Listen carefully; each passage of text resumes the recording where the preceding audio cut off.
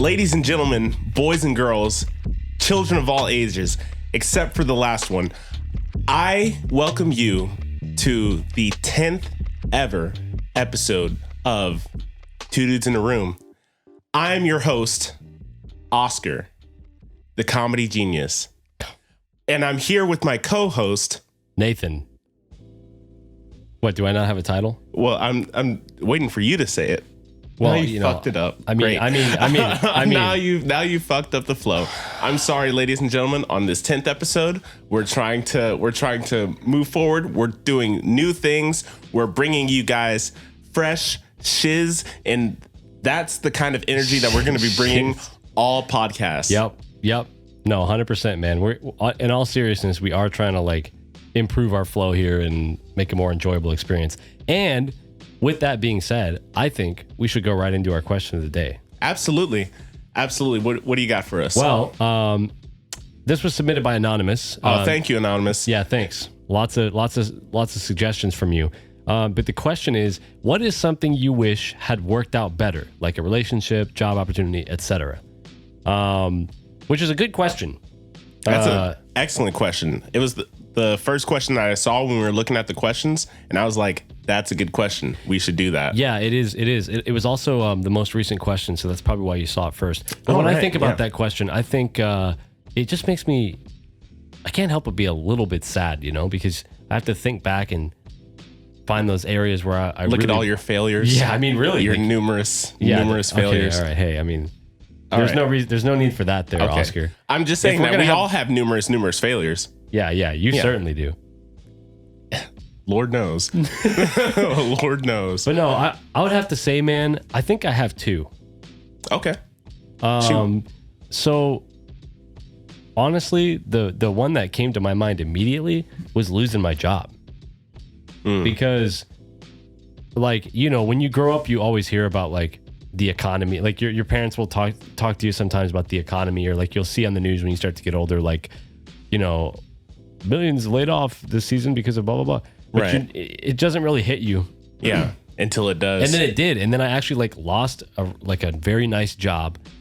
Probably the nicest job I've ever had because of the economy. A lot because of a recession. So I wish that had gone better. Sometimes I think to myself hey, maybe if I had performed better or done stuff that was more impactful to the company, they might not have cut me. But I've talked to several people since then, and I've learned that it's more about how much you got paid. If you got paid above a certain amount, they just cut you when it's time to trim the fat. If you're not from the core team, they'll cut you in the startup world. And I was in a tech startup as well, so right. But yeah, no, that sucks, man. Yeah, but that's probably my first one, and then I think my second one is probably just a generalized statement of, I wish I had learned a lot of the recent lessons I've learned in my life. I wish I had just learned that a little bit earlier, Mm-hmm. When I was a little bit younger. I'm still young. I still have a chance, but it really took a while for some of those lessons to fucking sink in, Right. I had to get hit over the head a couple times with life before they clicked. So I wish that had gone a bit better. But that's me, man. That's my response. No, I feel you. The one that I think about, it's a little more, I guess it's a little more personal, because it has to do with relationships, I guess. And I know we talked about this a couple episodes ago, but I had this crush on a girl in high school, and I was chasing her for a really long time, and I only started making really good headway in able to grow that relationship when I was starting to go into the military. So I went to boot camp, and when I came back, that was the peak of our relationship. It was the first time we kissed. It was the first time, we've ever talked about the future, me and her and stuff like that. Yeah. And then I had to go to a training for a month in California. So I ended up going to training, And like the whole time I was on the flight, the whole time I was in, like when I landed and we were in San Diego, I was just like talking to her the entire time. It was close. It was like after like, I think like 2 years at that point, I had finally felt like I'd achieved what I set out to do. Like we were together. Yeah. And then I went to that training, and at that training they take your phone away, so you're kind of just secluded to your own devices. You're basically off the grid. You're off the grid, and there's all these rumors about like, hey, if you're good enough, they'll give you your phone on the weekend. Lies. Oh, damn. Lies. If you ever go into the Marine Corps and they tell you that in MCT, it's lies. Fucking cap. Yeah. So what ended up happening is when I got off of training, the first one of the first people I called like my mom and stuff and like that. But the first people I called was her. And then, the first conversation we had was like how, it probably wasn't going to work out because of the long distance and stuff like that. And like, I felt in that moment, if I had stayed in Texas and never went to training, I felt like it could have been something, Sure. But I'll never know because I just never.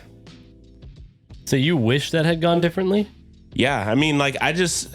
How do you. Looking back on it, what happened, and you just kind of got to accept it. Because that was a real fork in the road.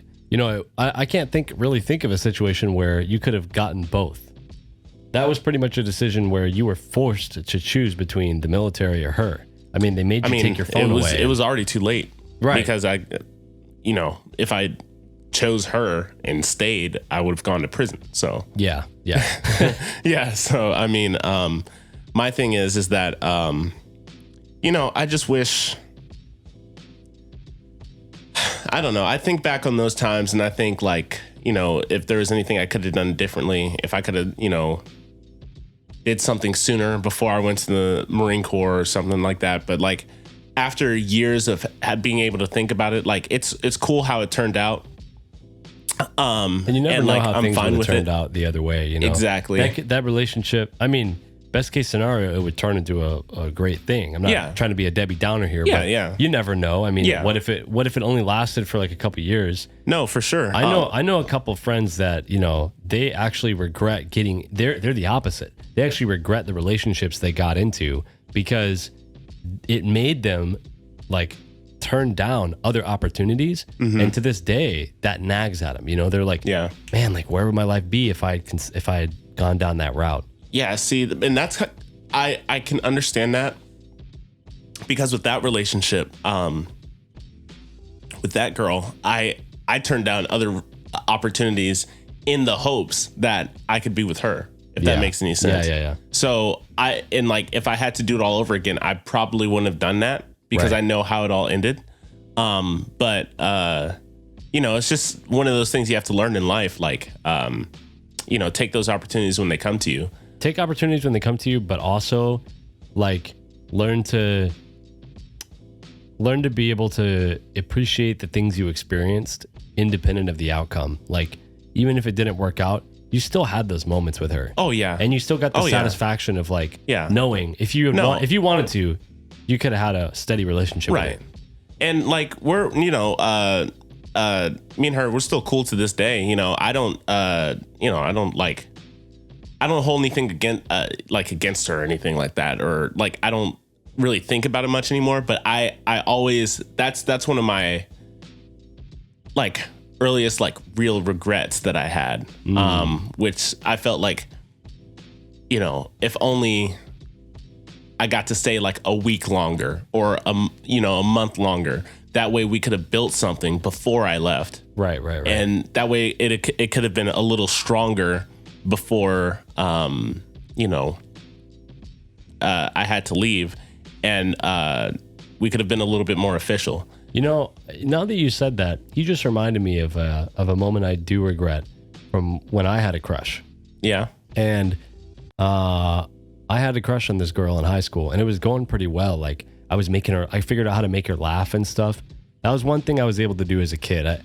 I didn't have very many social skills. Let's just say that. Right. But I was good at like figuring out what made people laugh. And once I found it, I could like ride that.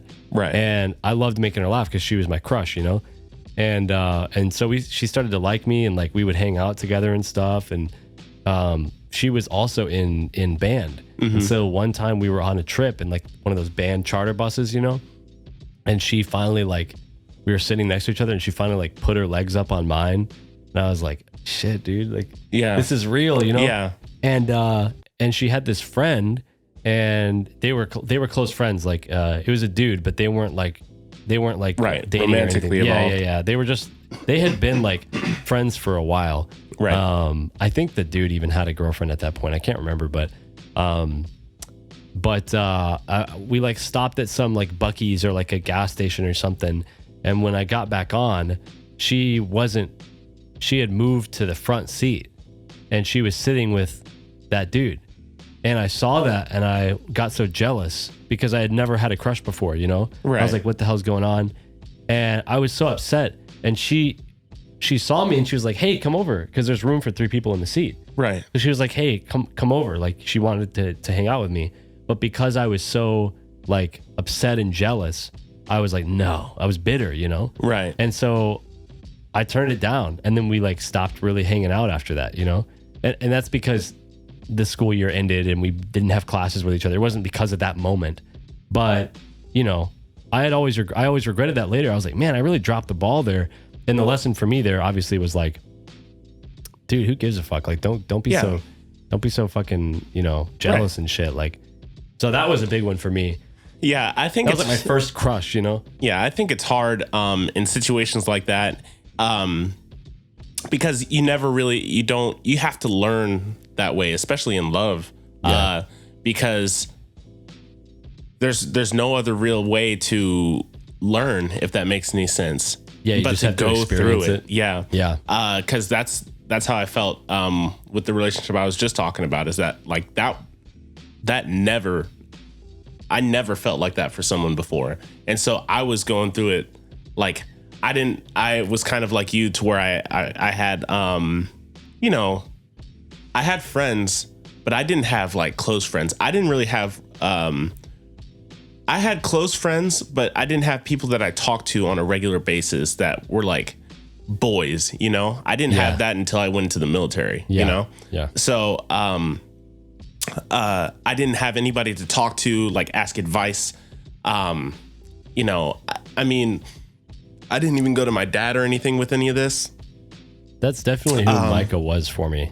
Yeah. Micah was like a close friend that we were both very similar, and we had similar interests. Exactly. And so I had that, but I know what it's like to not have like boys, because when I was in middle school, I just had like close friend groups I was cool, like I could talk to them and stuff. Right. But we weren't really close enough that like I would hang out with them after school or. And especially like back when you're younger, you don't talk about like, I don't know. I wouldn't talk about like girls and stuff with my friends. No, and it stuff wasn't like that. cool. It wasn't cool to. Exactly. Yeah, it wasn't cool to talk about it. So I was kind of like on a ship by myself, and I had to navigate this situation, but I had no clue what the fuck I was doing. Dude, I made some real dumb decisions. Yeah, dude.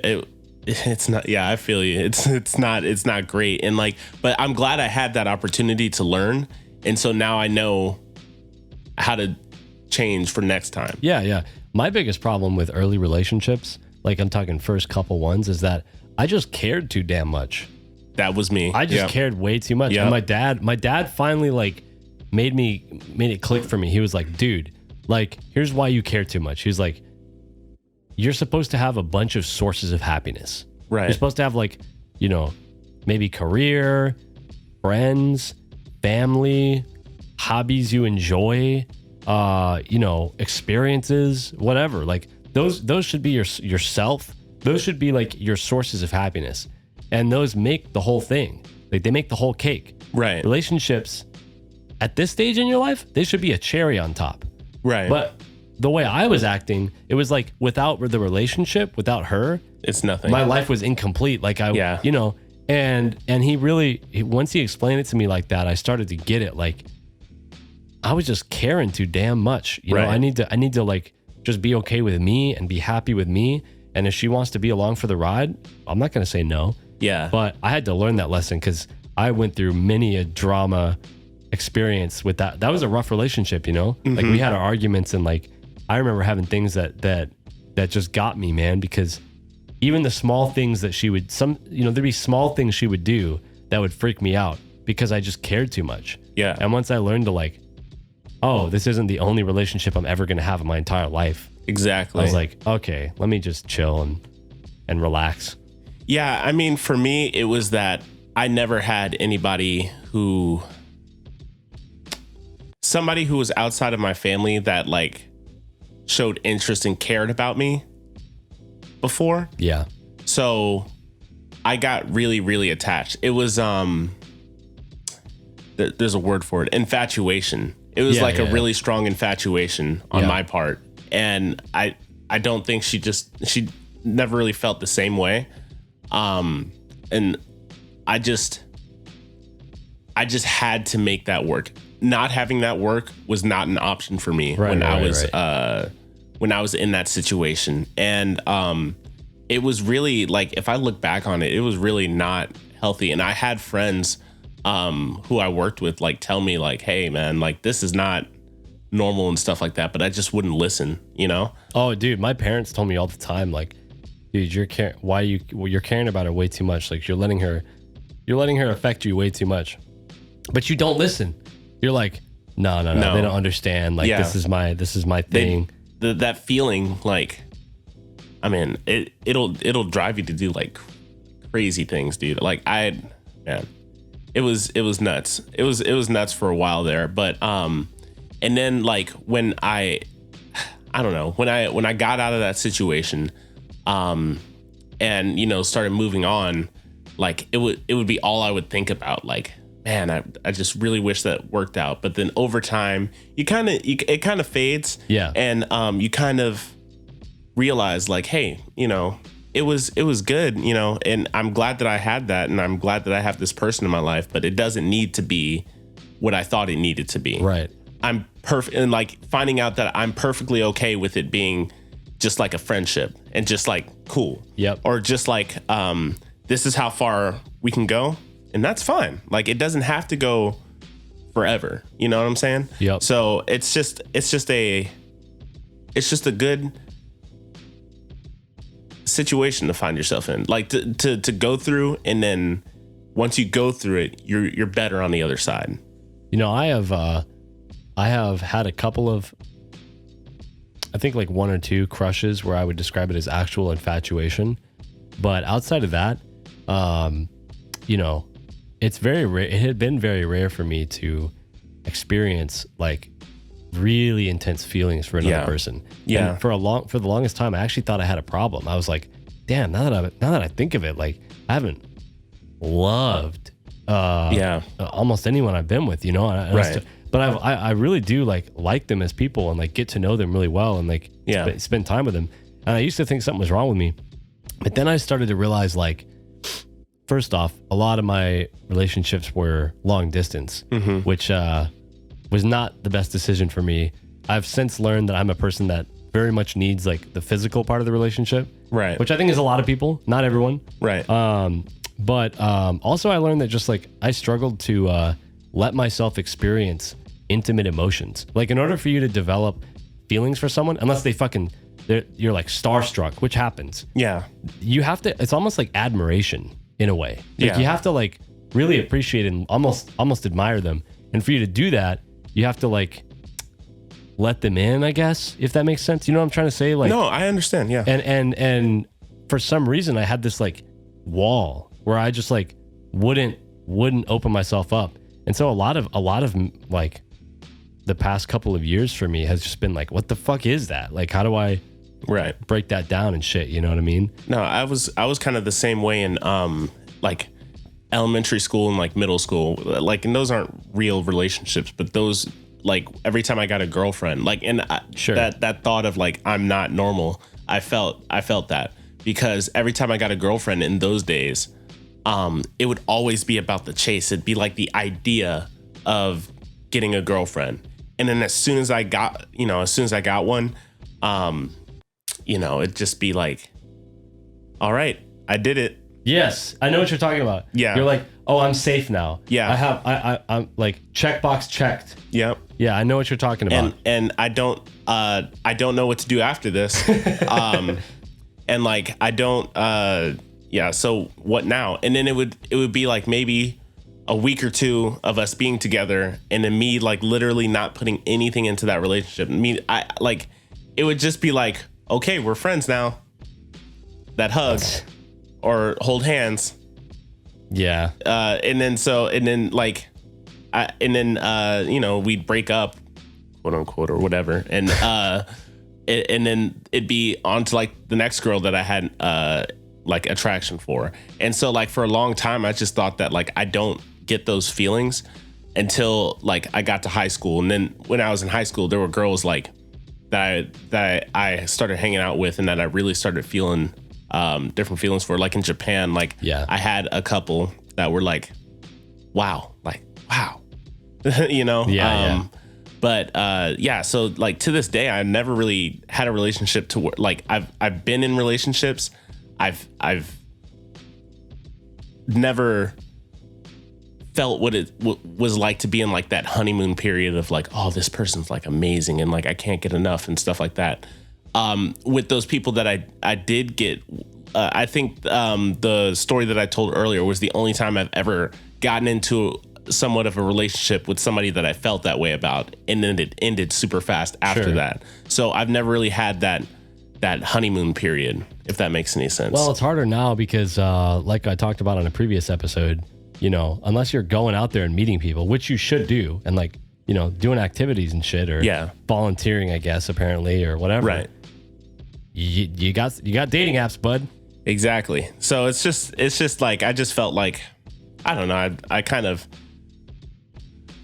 missed my window with that for that part of my life, if that makes any sense. So because I would always, any other opportunities that came up, I would always push it aside for the thought of being with that one girl. Yeah, I get you, man. So it's just like, I don't know. But, you know, now it's 2023, bro. Yeah, man. Times have changed. Times have changed. And speaking of dating apps, I don't know if you heard about this shit, but there's a new dating app called Muzz, which is a relationship app for Muslims.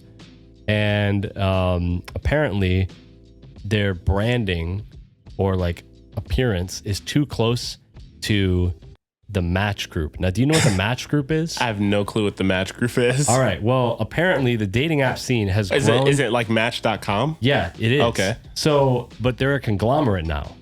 So apparently the dating app scene has grown so big that there's like technology conglomerates, you know? Yeah. And the Match Group owns like Match.com and like Tinder and like a bunch of other huge, they're like the biggest dating app conglomerate. Right. And apparently like that app has products and like and branding in it that looks too similar to some of their intellectual properties, and so they're suing him. And there's this whole thing going on where the way that they're responding to the lawsuit is by saying, well, you're trying to stifle us because we're like an up and coming thing. Yeah, we're gonna blow up. My thing is how and act like we don't know nobody. my thing is how are you gonna there's only so many ways you can make a dating app. Right. I hate to sound like, you know, there's not room for innovation here. Right. But what works. What works, and there's only so many ways you can do it, you know? So I feel like they're kind of limited in that regard on what they can do, you know? Yeah, but I mean, we see this like all the time with like bigger companies and stuff like that, like stomping out their competition and stuff. So like with like Amazon and stuff, like if you make a product that is really that sells a lot, like let's say you made keychains, for instance, and like a lot of people really liked your keychains that you sold, and you want to sell your keychains on Amazon, and you do it, Amazon will just like look at how much you're selling, decide like there's like a limit, like a number, and once you meet that number, they'll like, okay, we're gonna make our Amazon original keychain and then put it first in the algorithm. Are you serious? That's how it works? Yeah, dude. Like a lot of companies that like put their stuff. That's why like people use Etsy and stuff like that, because if you put it on Amazon and it takes off, Amazon will literally like control C that and then paste it on their the first search result, and they'll like and so it'll always like stay up there, and it'll be the first thing they see when they see keychains, and it'll look exactly like your keychain. Yeah. And they'll just sell more like that, and then it kills your I guess it makes sense why they company. do it, because it lets them just like scope out, products exactly that they think have demand, I guess. Exactly. But at the same time, Etsy's not that good of a place either. I don't know. I don't know if you know how Etsy works, but they have been repeatedly year over year increasing the percentage that they take from creators' profits. I don't doubt it. And it's now up to like 40% or 30%. It's like bad. It's like 30 or 40%. Yeah, I don't doubt it at all, man. Because like that's like I don't know. That's just the way of the world once you get to like that, like especially in tech spaces. There's probably like not gonna be another like Facebook. Like if somebody came out with like a Facebook clone that kind of did what Facebook does. I mean, they already did, right? And then there was a couple, and now those are the big ones. You know what I'm saying? Like we already have, like I feel like Facebook was the first of the social media to really, like MySpace was technically. Right, MySpace. And there's more before that, but that's what happened. Yeah. Facebook came out and did MySpace better, and then there was like Twitter, there was like Tumblr, there was, you know what I mean? Like came out and did different twists on it, and now that market is saturated. Yeah, no, I mean, I just don't think that. Yeah, so you just have to come up with like something totally different. That's why TikTok, I think, is getting huge, or is as huge as it is, because it's so different than what social media was before TikTok. It's funny you say that. And the fact that go ahead. And the fact that other social media companies are copying TikTok, like YouTube Shorts, Instagram Reels, Facebook, the stories or whatever. Pretty much every company that has like video is copying them. Exactly. They're copying it to try and get into that space because it's so popular. But I recently saw a video that said that that format is actually not working out. It's not working out for those companies. For the other companies, they're like for the other companies, they're like losing money doing it because they're pushing their shorts, and it turns out that like short form content isn't profitable for those companies. Right. So I think in the next, we're already seeing a shift this year, but in the next couple of years, we're going to see shorts and TikTok type content, if it's not on TikTok, be pushed less. Because to be honest, I don't know if you've ever, I know you've seen YouTube Shorts, but like I watch for YouTube anyone Shorts at home, I don't know if you've ever seen YouTube Shorts or Facebook Shorts or whatever the hell. Most of it is just TikToks that were posted onto that website. Yeah, that's true. So if people want to see more from that content maker, they're just going to look at the corner and see the TikTok ad and then go to TikTok and watch them. Yeah. So it really doesn't, it's basically advertising for TikTok, which it's like a self-eating snake. You're not helping the situation. Well, the whole problem is, right, it's a three-way problem. Number one, TikTok, its entire business model is based around short form content. Right. Number two, YouTube, let's just take YouTube for example. Sure. Up until this point, their whole business model has been based around, maybe it's wrong to say long form, but definitely longer than TikTok. Yes, like longer form content for sure. There weren't a bunch of million view 30-second videos. Yes. Yeah. So what happens is when they try to push, because they have to push the shorts, they can't just add the new feature. They have to like push it. Right. Well, when they push it, it takes away from the content that is more profitable for them. Right. So that's the second problem. Yeah. And then the third problem is what you just said. At the end of the day, that creator probably has a TikTok. Yeah. So it actually drives traffic away from those platforms onto platforms like TikTok. Yeah, because they're probably putting it on TikTok first anyway. So if you want to get it first, you're gonna just follow them on TikTok. Yeah. So because TikTok is a platform that's more conducive to that short form content. Right. So it's like really shitty, no matter which way you look at it, for companies like YouTube. And so, I mean, I have no idea what the future holds, but from the video I saw, they were interviewing like executives from like, you know, YouTube and Facebook and stuff like that.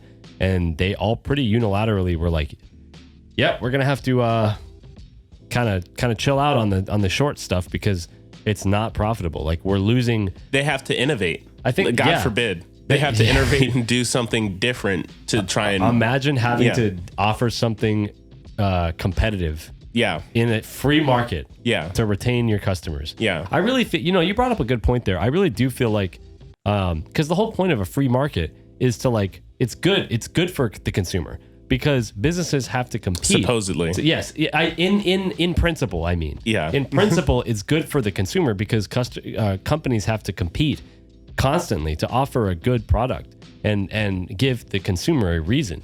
But I definitely feel like when it comes to entertainment specifically, yeah, man, it is I wouldn't call it a free market, you know?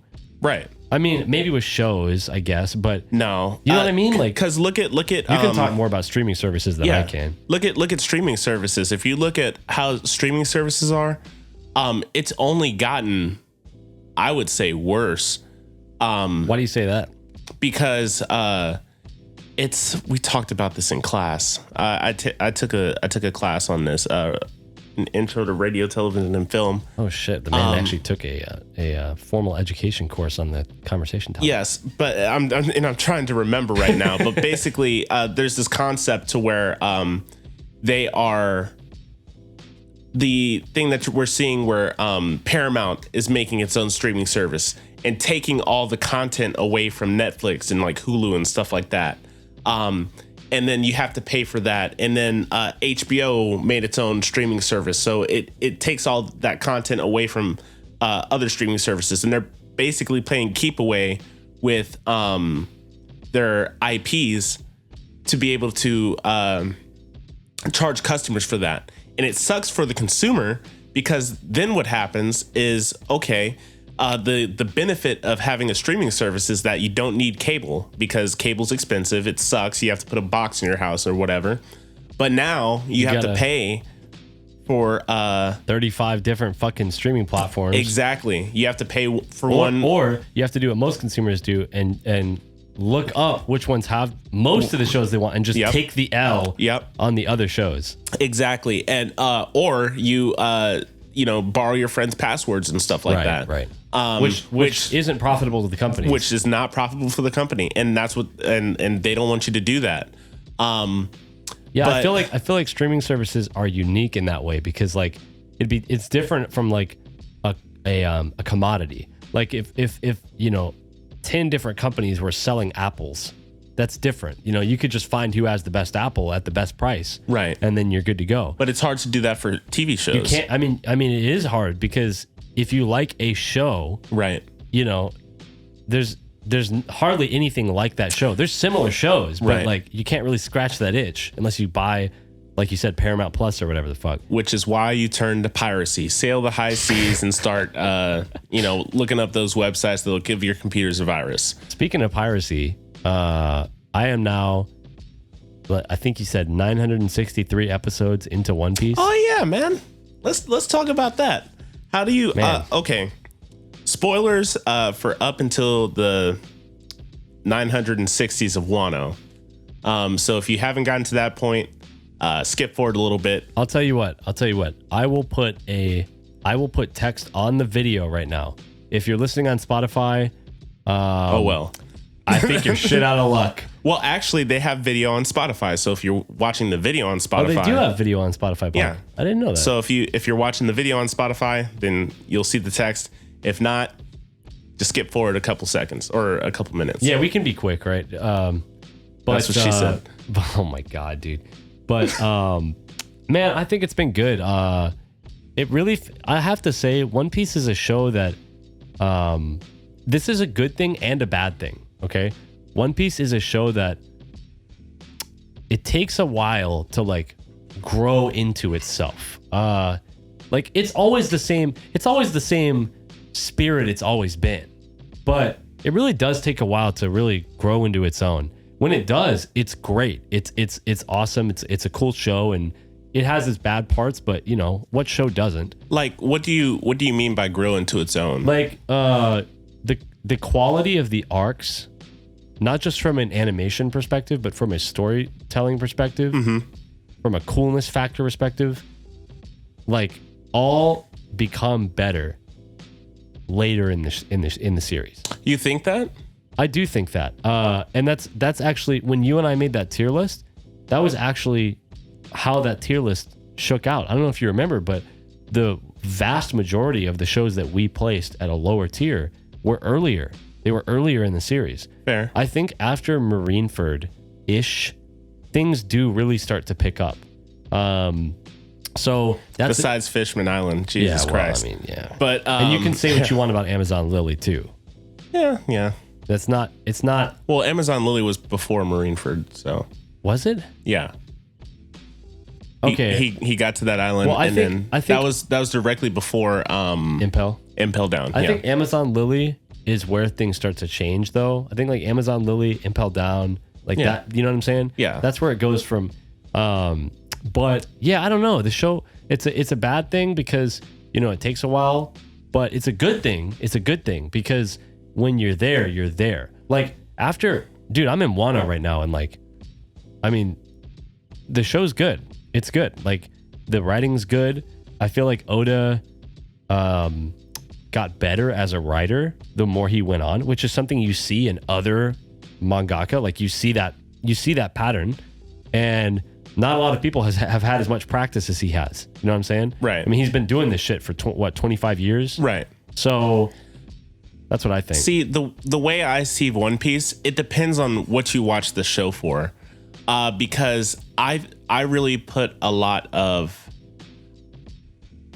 yes, the later arcs have more, I feel, on a scale, bigger things to do with the world and the world building. Like you have higher stakes. Yeah, there's higher stakes with the world government. You find out things about like how to find the One Piece. You find out all these different things about the world. You're starting to learn like history that was really cool. Yeah, like you just learned about the Rocks Pirates, right. Which are which the implications for that is huge and stuff like that.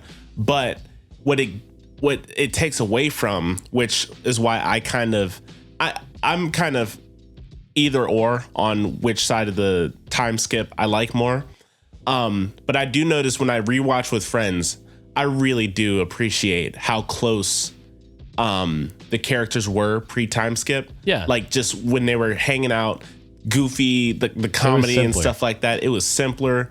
You had a lot of the crew dynamics down and stuff like that. Now, post-time skip, they're broken up apart a lot of the times, and you don't get to have those moments more often. Like I can't think of like the last time that they were all together and they were just like goofing around and, you know, stuff like that. So, I agree. Mostly it's about like, oh, what are we doing on this island? We have to fight, you know, blah, blah, blah, and do this and that. And so it's cool on the stakes side of it. And you do get like character moments like in Whole Cake and stuff like that for Sanji. So, but on the other hand, you don't get that feeling of family like you do. And I get that. And, but you've listed the good parts of the early parts in the show. Yeah. We don't disagree on those parts. Right. I just think that the overall production of the show, the writing of the show, right, the memorability of the characters, the action, the fights, a lot of them have, in general, there are always exceptions, gone up. So right. I think that's just natural. I think as the show got more successful, it got more budget. As he continued writing, he got better at writing. And then there's also the fact of the stakes being as they are, you know? So I describe One Piece as a show that grows into what it is. It definitely grows up. Yeah. It's like a kid. Like when you remember those memories of them when they were younger, you don't like look back with boredom. You remember it fondly when times were simpler and they were just an innocent little kid, you know. But you also appreciate when they grow up because there's more you can talk about. There's more you can do, and that's how I feel about the show.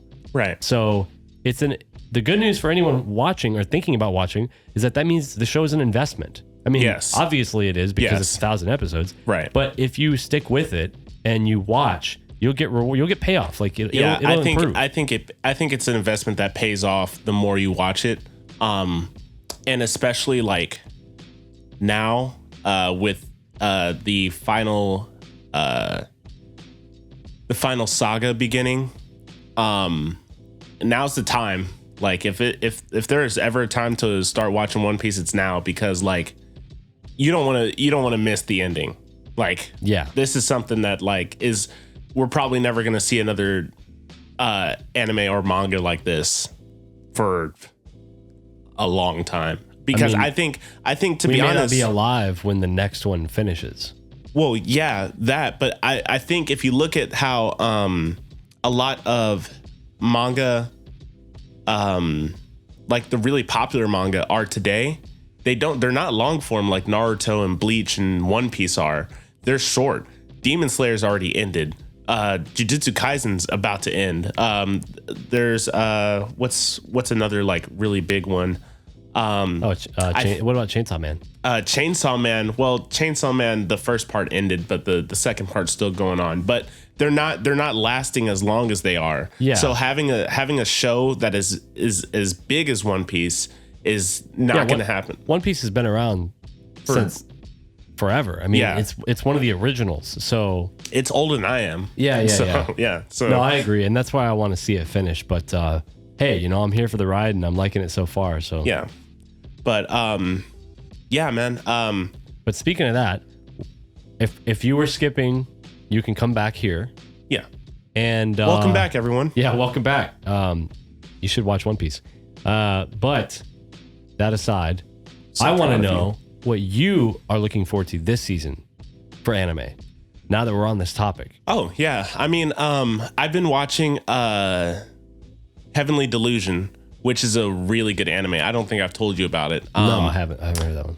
It's like a mystery about like the show starts in like 2032 or something like that, and for like 20 years or something, there's been like a great cataclysm that happened to Japan, and you're just dropped in this world with these two characters who are looking for quote unquote heaven. They don't know where heaven is, or all they know is it's supposed to be in Japan. If I were to ask you about that great cataclysm, would that be spoilers? We don't know. Well, it's only on episode 7 right now, and we still haven't been told what the great cataclysm is. Gotcha. But one of the characters, she wants to find one of her friends from Tokyo and a doctor that was in Tokyo, and they have like pictures of them, and she has no clue where they went. She's just looking around for these guys. Also, she's in charge of taking care of this kid that's supposed to go to heaven, and neither of them know where heaven is. And so they're just like walking around this destroyed Japanese countryside. So it's like post-apocalyptic. Yeah, it's post-apocalyptic. While also these giant monsters called man-eaters are roaming around. And do they only eat men? No, they eat people. So both men and women, and I'm sure other genders.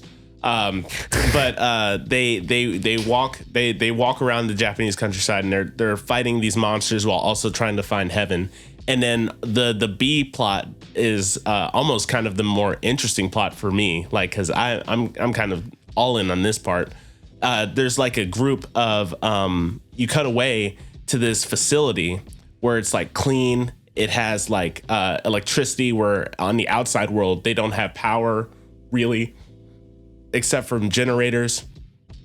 They have like food and stuff like that, and it's like this school for these kids, and they're taught by like these robots, and we don't know what their deal is, But these kids have like these abilities. Like there's like a kid that can like climb like Spider-Man. She can like stick to walls and stuff like that. There's one kid who can like, he's like super durable. He can fall from like great heights and like survive, and it's like normal.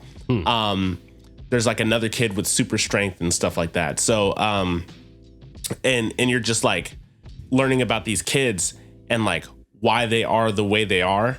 And like that part of the mystery is like super, super interesting. And, so is it like what kind of anime is it? I mean, is there a lot of fighting, or is it more of like a mystery? There's fighting. I think it's more of like a mystery thriller. So like you have fights, and it's also beautifully animated, like really well animated. So you have fights with like the monsters and stuff like that, and like the people that they come across on the outside world.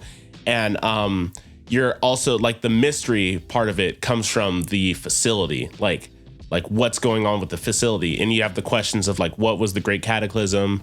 Where did these monsters come from? Yeah. Why does this facility exist? What are they, doing to these kids? Like, are they testing them? Are they like studying them or something like that?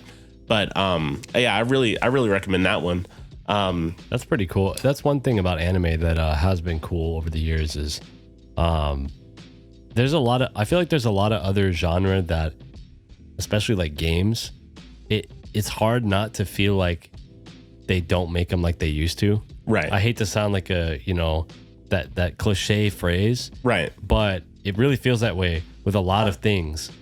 But I feel like anime, like they've done a good job. Oh, yeah. I mean, don't get me wrong, we've had some dry seasons. Oh, for sure. But I feel like there's anime right now that's exciting, and man, the animation visual quality. Oh yeah. Even on shitty shows. You know what I'm saying? Yeah, like, but it looks a lot better than it used to. It looks good. Like, and that only seems to keep going up.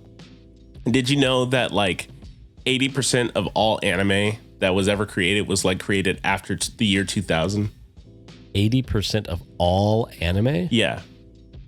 Because before it like came to the West. How long has anime? How long has anime been going? It started in like the maybe the 60s and 70s with like Astro Boy and stuff like that. It was like super not frequent and popular. Yeah, exactly. And then like once the it was like Dragon Ball Z, and then you had the big three with One Piece, Naruto, and Bleach. Once that came to the West, it sort of exploded. And then you had kids who were like being raised on anime in the West. And then like all of a sudden like the machine kicked into gear, and now they're even to like the detriment of anime, they're kind of shitting out like I don't know how many isekai is like, oh, I've been stuck in this world and I also have like super cool powers. I'm looking at these recommendation pictures that you sent me, and it's funny you say that because one of the anime is literally called I Got a Cheat Skill in Another World and Became Unrivaled in the Real World Too. Yeah. Did you see the one that was like, I'm a vending machine? Yeah. Yeah, like literally a vending machine. There's a vending machine anime. They literally, folks, if you've ever fantasized about being a vending machine, now's your chance. Yeah, now's your chance to check out that anime. Lose yourself in the magic of vicariously watching a vending machine in the anime world. Yeah, there's just so much of it, and like a lot of them are misses, but there are like some hits, and then there's some like home runs, and then there's some like fucking grand slams that are like. It does make me sad though that because they're putting out anime so quickly and frequently, it does make me sad that the trend is what you said, which is that manga are becoming shorter, because it would be nice to have a current outside of One Piece, which I just happen to be watching. It would be nice to have a current long running series. That's what Hunter x Hunter was going to be for me. And then we all know, exactly. Like we all know how that went. Yeah. So, I mean, the good news is there might be hope of it continuing, but that's exactly what it sounds. Just hope. I think it's to better fit. The reason I like it, I kind of like the way anime is now. I think One Piece would actually be way better as an anime. Imagine this back in like, imagine if in 1998 or whenever the original anime started, they did it in seasons like they do now, to where you get like the 12 to 24 episodes, you get that, and then a year later they come out with another 12 to 24. Right. And so it's just like a seasonal. But you get that to cut down on all the you don't have to have filler. Right. You don't have to have like these drops in animation quality because they're animating it like weekly.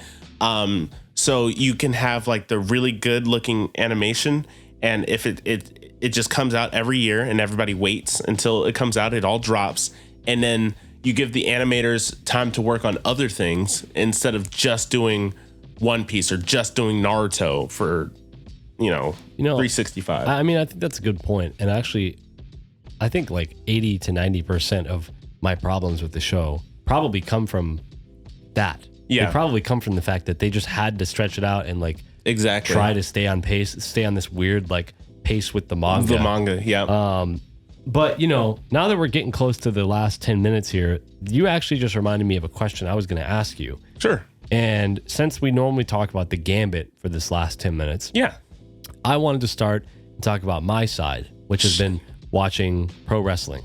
Be my guest. And but the segue here is that you brought up that there's a lot of filler in One Piece just because of the format they've chosen. Mm-hmm. I was going to ask you if that's a thing in wrestling, because they chose a format too. They have to put something out at consistent intervals. It's not like they can just go behind the scenes in a workshop and put together these things and then show them as a season. Yeah. They have to put stuff out all the time. Actually, there is a wrestling company that does that, or that did do that. I think it closed now. But it was must called... not have been very... No, it was good. It was called... successful. Oh, man. Lucha Underground. It was like a Lucha Libre wrestling company that used to come out in seasons. And it was really great because they could tell stories in a setting, and they'd have and you could just watch all the seasons and watch it unfold. It was also better for the wrestlers because you could film as many not all at once because the crowd had to leave, but you could film episodes in one location and then go home to your family at the end of the day. Right. Whereas in WWE or AEW, you literally have to travel 365 days a year from one place to the other. So do they have a crowd in this Lucha Libre thing? Yeah, so they have a crowd. So they sell tickets to the crowd to come say, hey, you want to come watch the filming of Lucha Underground? And so they would come fill the crowd. They would shoot an episode or shoot multiple episodes or however many. And then they would send the crowd home and then have another show maybe the next day or whenever. I don't know their filming schedule, but they would film it like that. So you could do it from one location instead of traveling to like Milwaukee, then Austin, then Boston or New York or something like that. You're not like traveling all over the country, and it's easier on the wrestlers, and it makes for tighter storytelling, I think. So if that's the case, then something like AEW, does it have filler? Does it have filler? It's hard for me to tell because no, filler is like okay, maybe I not think it's maybe I think not it's filler. like manga specific because like you have source material that you have to keep up with. Yeah, maybe not filler, but doesn't some of it seem a little contrived or like not as interesting? Like they just had to put something on for the day. I feel like they have that in they'll have shows that are so like most wrestling companies have more than let's say WWE and AEW because they're the bigger wrestling companies. Yeah. They have more than one TV show. So you have Dynamite, which is what we've been watching for AEW. There's also a show called Rampage that comes on Fridays.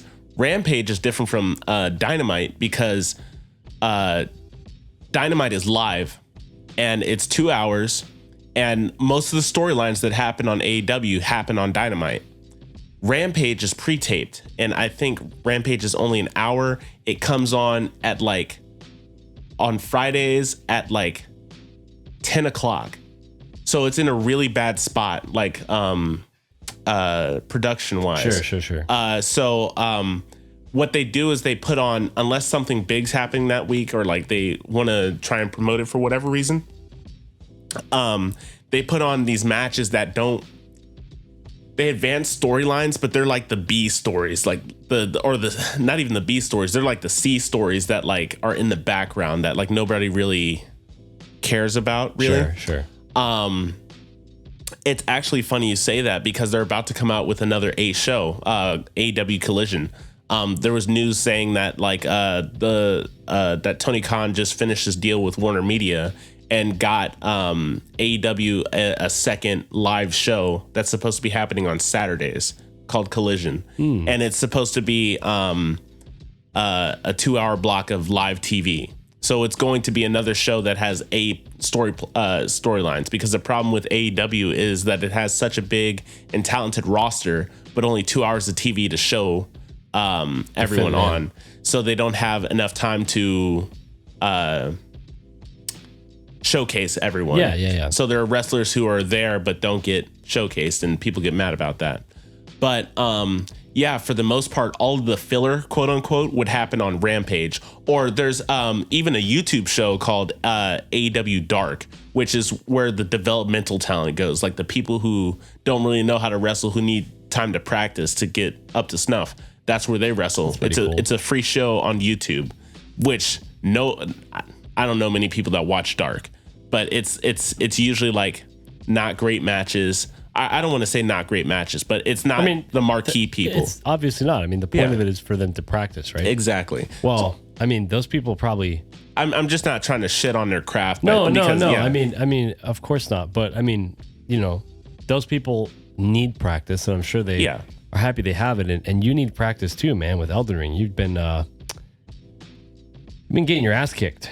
I'm just going to put it lightly.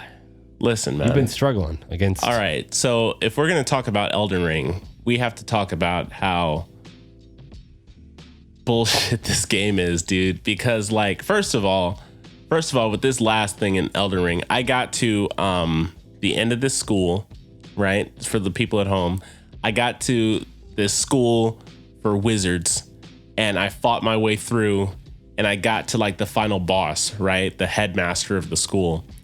And I go in, really pushing this Harry Potter agenda. Yeah, and it's my agenda. Yeah.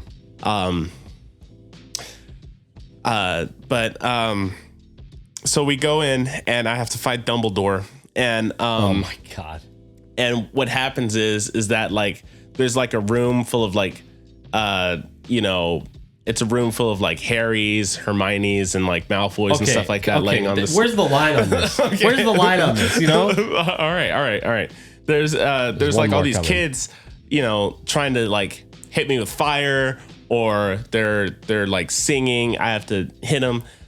Also, the entire room is in on it. Yeah, I mean the globes. The globes are trying to attack me. The chandeliers. There's like 19 million chandeliers in this place for whatever reason. Like that, it would make a lot of sense if like a chandelier would drop once, but after it drops, it just resets to the same point and then drops again. It's pretty much like that entire room just gets like bathed into constant chaos. No matter where you go, it's just the headmaster Dumbledore lady. She turns kids into tombstones, then flings them at you.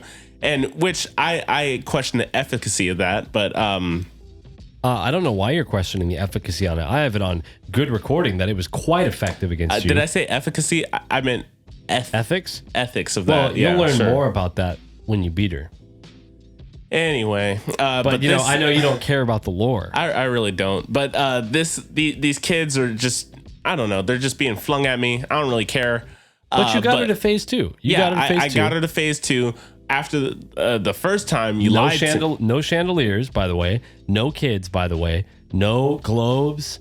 No bullshit. Just her. Yeah, but she unlocks the Kamehameha wave. That I wasn't prepared for. I would like to point out that every single spell that... Well, there's one. But every single spell that she uses, you can use. Great. But I don't have those spells, so I can't use them against her. But and plus, she's resistant to magic, so it probably wouldn't do much anyway. Other than that, she shoots a Kamehameha wave at me, and then she does the spirit bomb with the moon, and it's a nightmare. It's a nightmare that I put myself through, And I really find myself not having the best time because now the first phase just feels like a fucking chore that I have to go through. I have to go in this room. I have to, beat up these kids. I have to stab them in the back, whatever. Then I have to wait till she falls down. Then I have to beat her up while she's like laying down defenseless and she's going to do her fucking explosion. And then I have to get back to the second phase. And then she kills me with the Kamehameha wave. Well said. Or the tracer shard beam things that she throws at me that you keep rolling. Listen, it doesn't matter what's going on, but what I'm saying is that it's a really frustrating fight. Look. No one said this was going to be an easy game. First off. Second off, you knew these games are bullshit when you walked in. You knew that. So this is just par for the course, okay? And third, you're doing good. You're figuring out her second phase. You're making good progress. We're going to be releasing a video, and you can see exactly how insane Oscar gets because he becomes a little unhinged near the end. But you're doing good. You're figuring it out. I'm proud of you. I'm proud of my boy for getting this far, and I didn't think I'd ever see this. So I'm more than happy. I'm more than happy. Yeah, I bet you are. And I'm glad to hear that you're having a good time. And I'm having a good time with this podcast, but we are at an hour. So we got to start wrapping some things up. All right. So like Nathan said, we will be dropping a video of my playthrough of Elden Ring as a special thank you for sticking with us for this long. For our 10th episode, we thought that we'd do something special, and that's what it's going to be. So please go and check it out on the channel and enjoy and tell us if my you want suffering. more of it, because please, I could watch Oscar, struggle against Elden Ring for. Look, man, I'll tell you guys like this. I put myself through a lot of suffering in this game, and my mental stability throughout it is not the best. I say some things that, I wouldn't normally say that aren't as civil as I would like to be. You're just building demand for the video right now. But I'm just saying that be kind to me in the comments. Don't be going all crazy. That's all I'm saying. Would you videotape yourself at a game that you sucked at and then put it on the internet? No, I would, because I'm like that. I'm built like that. And you're not built like that because you're asking. Hey, shut up. I can take it. And so what I'm saying is that I am able to withstand constructive criticism, but things like you suck at Elden Ring. Well, you're able to withstand. You can't roll. I don't care because I'm not a fucking. I'm gonna be kind here. I'm not somebody who enjoys Elden Ring. So you're able to withstand constructive criticism as long as it doesn't involve where shortcuts are. Now, one thing I want to say before we wrap up is that for those of you who haven't caught on yet, we have a link in the description, and in that link, you can fill out it's like a 5-second, it'll take you like 10 seconds. It's just one question. What's a question you think is interesting? You fill that out, you can put your name, and that's where we get our question of the day, for the beginning of the show, which is what we got ours from today. So go fill that out if you want to change what we talk about during the show. That being said, thank you guys so much for listening to our 10th episode. Thank you for listening to our episodes in general and our podcast up until this point. Thank you. Yeah, seriously. Thank you. I've really been enjoying it, and I know Oscar has too. And it's been awesome. Yeah, we're gonna keep it up. But I think that's gonna be it for today, and we look forward to seeing you on the next one. Oscar, you wanna take us out? All right. You know how I get down. Well, oh brother, ladies and gentlemen, it's been a fun ride to 10 episodes. Here's to 10 more. I just want to say that I appreciate each and every one of you for supporting us. And until next time, you don't know what everybody's going through, so be kind to everyone. And with that, I bid you adieu. See you later.